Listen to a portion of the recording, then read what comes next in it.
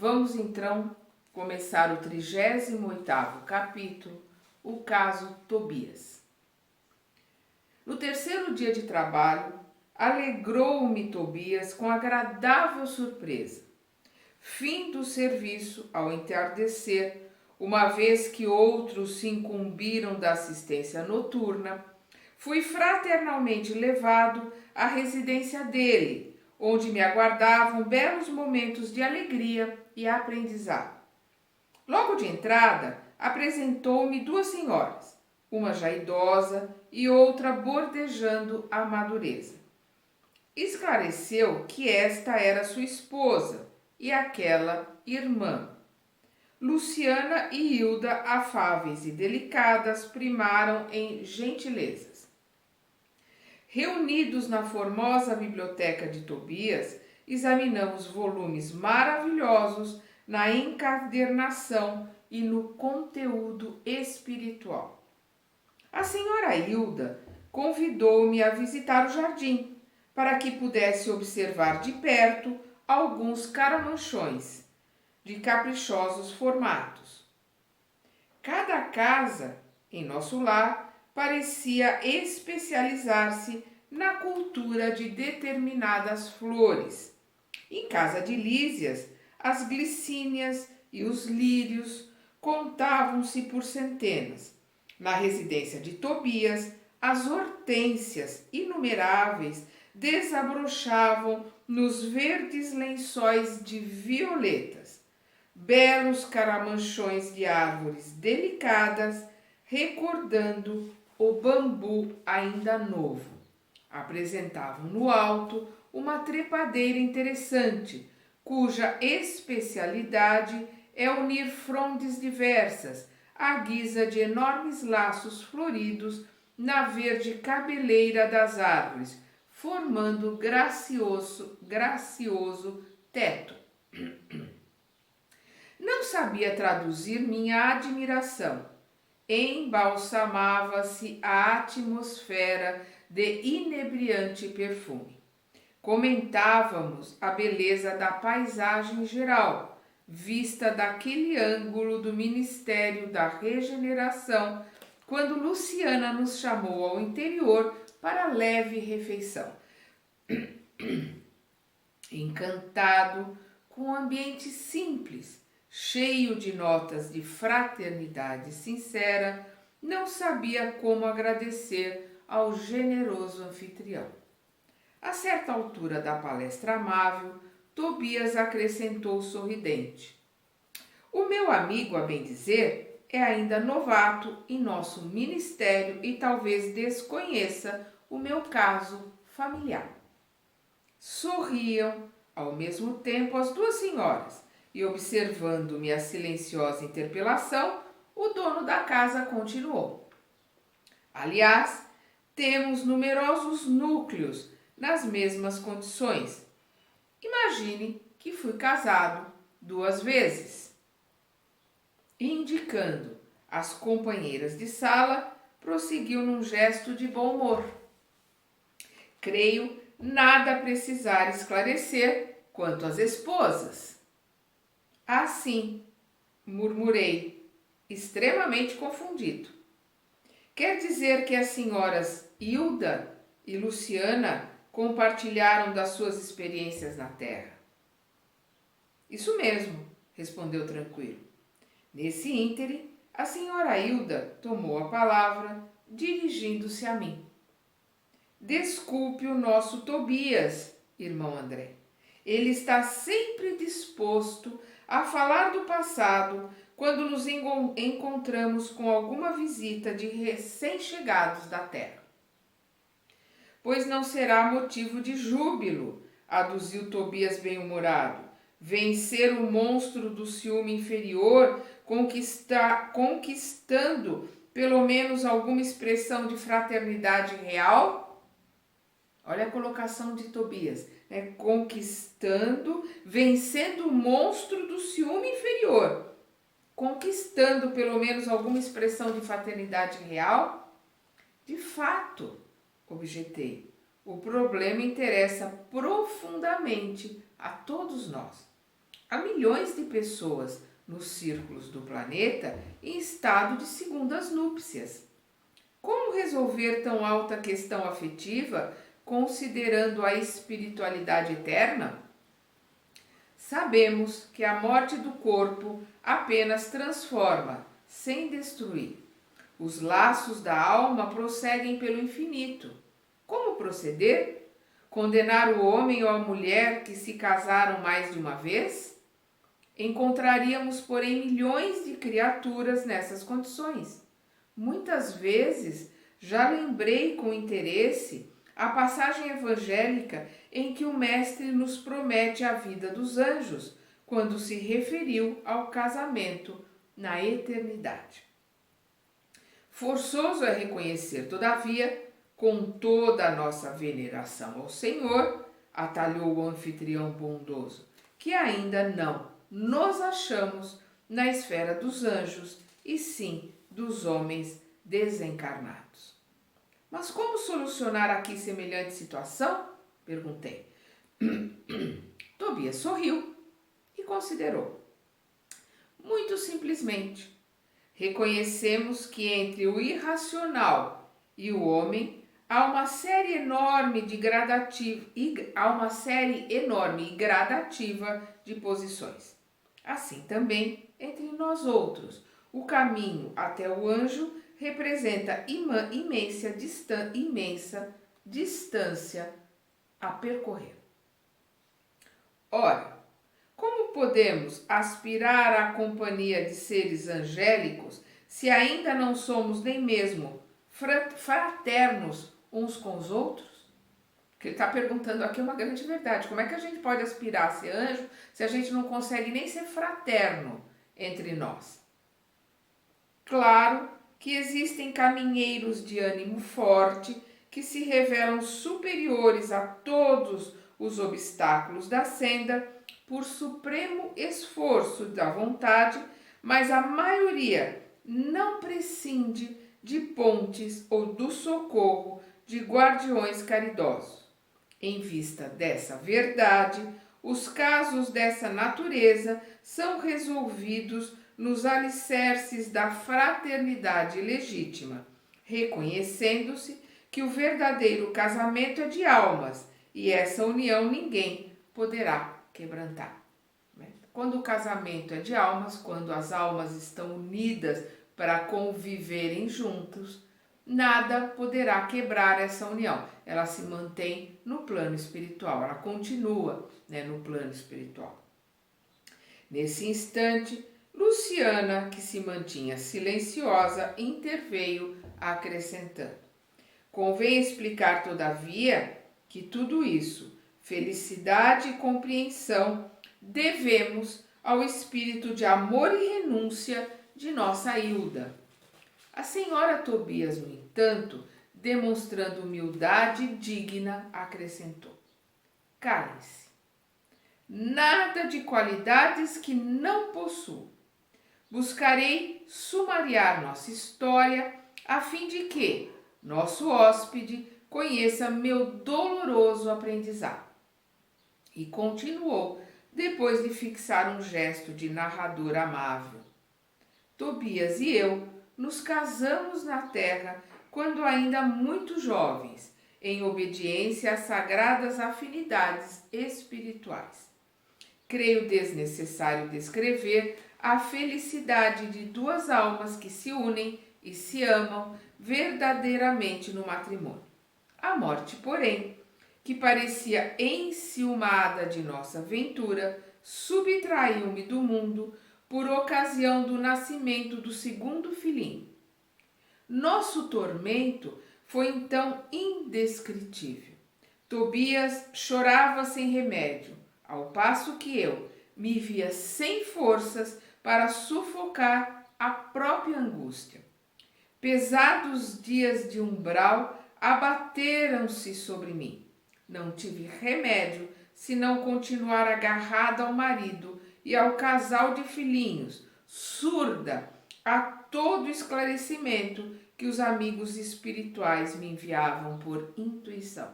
Então ela ali ficou agarrada nela, ela desencarnou, mas em vez de continuar a trajetória dela, ela ficou agarrada ali, né, ao marido e ao casal de filhos.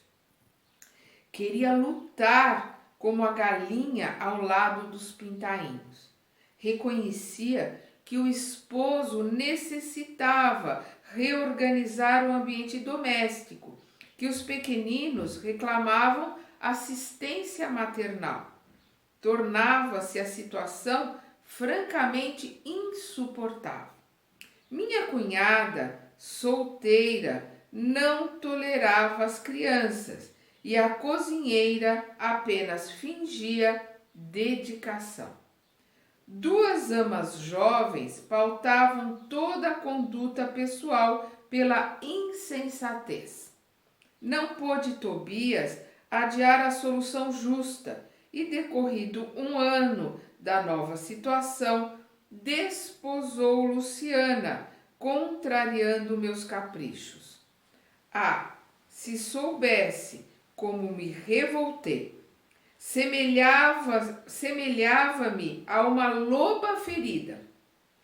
Minha ignorância deu até para lutar com a pobrezinha, tentando aniquilá-la. Foi aí que Jesus me concedeu a visita providencial de minha avó materna, desencarnada havia muitos anos. Então a gente vê ali ela pelos ciúmes, querendo até fazer com que a segunda esposa, né, a Luciana, desencarnasse. Chegou ela como quem nada desejava. Enchendo-me de surpresa, sentou-se ao meu lado, pôs-me em seguida ao colo, como noutro tempo, e perguntou-me lacrimosa: que é isso, minha neta? Que papel é o seu na vida? Você é leoa ou alma consciente de Deus? Pois nossa irmã Luciana serve de mãe a seus filhos, funciona como criada de sua casa, é jardineira do seu jardim, suporta a bilis do seu marido e não pode assumir o lugar provisório de companheira de lutas ao lado dele?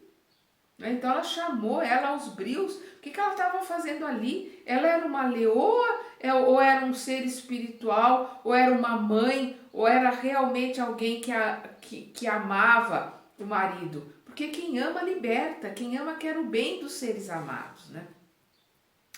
É assim que o seu coração agradece aos benefícios divinos e remunera aquele que o servem?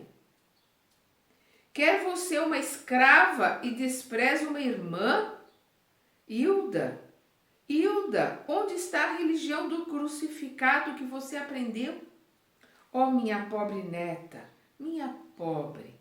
Abracei-me então em lágrimas com a velhinha santa e abandonei o antigo ambiente doméstico, vindo em companhia dela para os serviços do nosso lar. Desde essa época, tive em Luciana mais uma filha.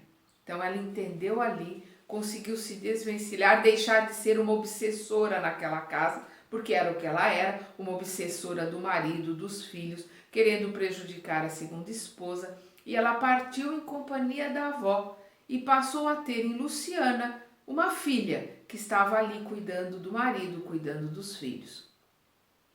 Trabalhei então intensamente. Consagrei-me ao estudo sério, ao melhoramento moral de mim mesma. Busquei ajudar a todos, sem distinção, em nosso antigo lar terrestre. Olha a mudança. Ela venceu, né, ali os ciúmes, ela venceu o sentimento de posse, que não é amor, né? O sentimento de domínio, que não é amor, o egoísmo, né? O orgulho, né, que o orgulho estava ferido ali com a segunda esposa. Ela venceu tudo isso e passou a ajudar a todos no plano terrestre. Constituiu Tobias uma família nova, que passou a me pertencer igualmente pelos sagrados laços espirituais. Mais tarde, voltou ele reunindo-se a mim, acompanhado de Luciana, que veio também ter conosco para nossa completa alegria. E aí tem, meu amigo, a nossa história. Luciana, contudo, tomou a palavra e observou. Não disse ela, porém, quanto se tem sacrificado ensinando-me com exemplos. Que dizes, filha? Perguntou a senhora Tobias, acariciando-lhe a destra. Luciana sorriu e ajuntou. Mas graças a Jesus e a ela, aprendi que há casamento de amor, de fraternidade, de provação, de dever e, no dia em que Hilda me beijou, perdoando-me, senti que meu coração se libertara desse monstro que é o ciúme inferior. Aí nós vemos a Luciana, que quando voltou para o plano espiritual, viu Tobias ali com a primeira esposa, sentiu ela ciúmes, né? Sentiu ela ali aquele sentimento de posse, de orgulho, se sentiu ferida. E aí ela, com os ensinamentos da Hilda, ela entendeu que existem vários tipos de casamento. De dor, né? De resgate, de fraternidade, né? De amizade e de amor. Né? Existem vários tipos de uniões, né? Na Terra, para que aquelas que são verdadeiras possam, né, se desdobrar no plano espiritual. Aquelas que não são verdadeiras continuam, verdadeiros em termos de união, de amor, continuam no plano espiritual como amizade, como irmãos que somos todos nós. Todos nós somos irmãos. Embora representemos aqui na Terra o papel de pais, de mães, de tios, de marido, de esposa, somos todos irmãos. O matrimônio espiritual realiza-se alma com alma, representando os demais simples conciliações indispensáveis à solução de necessidades ou processos retificadores, embora todos sejam sagrados. E assim, construímos nosso novo lar na base da fraternidade legítima, acrescentou o dono da casa. Aproveitando o ligeiro silêncio que se fizera, indaguei. Mas como se processa o casamento aqui? Pela combinação vibratória, esclareceu Tobias atencioso. Ou então, para ser mais explícito, pela afinidade máxima ou completa. Ou seja, pela sintonia. Então, aquelas almas que realmente estão sintonizadas uma com a outra, na mais perfeita vibração, né, nos sentimentos, né, na busca do conhecimento, onde a afinidade é de sintonia, é que se elaboram os casamentos no plano espiritual. Nós vamos ver em outros livros do André, onde ele vai descrever casamentos, né, no plano espiritual. Incapaz de sopitar a curiosidade, esqueci a lição de bom tom e interroguei. Mas qual a posição de nossa irmã Luciana nesse caso? Ele foi ali, né, no mínimo, mal educado, mas... Antes, porém, que os cônjuges espirituais respondessem, foi a própria interessada que explicou. Quando desposei Tobias viúvo, já devia estar certa de que, com todas as probabilidades, meu casamento seria uma união fraternal acima de tudo. Foi o que me custou a compreender. Aliás, é lógico que, se os consortes padecem inquietação, desentendimento, tristeza, estão unidos fisicamente, mas não integrados no matrimônio espiritual. Então, o que ela está colocando aqui? Ela custou a compreender que o casamento dela era fraterno, era uma união fraternal, uma união de irmãos, né? Por quê? Porque ela com certeza tinha ciúmes daquele amor que ele dedicava à falecida. Então, é o que ela está colocando aqui. Quando no casamento existe inquietação, desentendimento, tristeza, os casais estão unidos única e exclusivamente fisicamente. É só o sexo que está ali mantendo aquela união. Não estão integrados, não é um matrimônio espiritual onde as almas estão ali numa união fraterna, né? Às vezes de muitas e muitas reencarnações. Queria perguntar mais alguma coisa, entretanto, não encontrava palavras que revelassem ausência de impertinente indiscrição. A senhora Hilda, contudo, compreendeu meu pensamento e explicou. Fique tranquilo, Luciana está em pleno noivado espiritual. Seu nobre companheiro de muitas etapas terrenas precedeu-a há alguns anos, regressando ao círculo carnal. No ano próximo, ela seguirá igualmente ao seu encontro.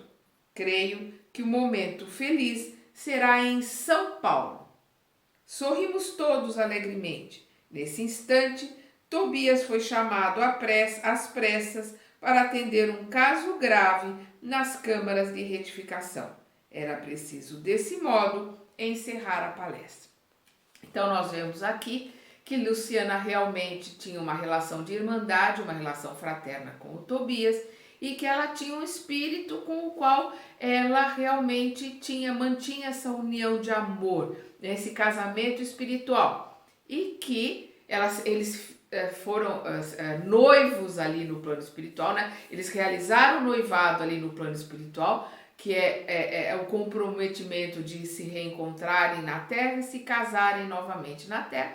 Ele já havia vindo para a Terra, para São Paulo, e que ela viria depois e eles se reencontrariam, se casariam de novo. Né? Então nós vemos aqui uma colocação interessante, um aprendizado ali para o André Luiz, nós vamos ver mais para frente no desdobramento da história dele, mas principalmente o entendimento para todos nós que a união espiritual, o casamento, tanto na terra como no plano espiritual, ele obedece às leis de aprendizado, às leis de ressarcimento. Então nós vemos que por algum motivo Luciana precisava desse ressarcimento, dessa união fraternal, desse aprendizado junto ao Tobias, né, junto aos filhos do Tobias que ela passou a criar como sendo filhos dela. Ela precisava desse aprendizado com a Hilda, ela precisava aprender a se desligar emocionalmente, a não ter o sentimento de posse.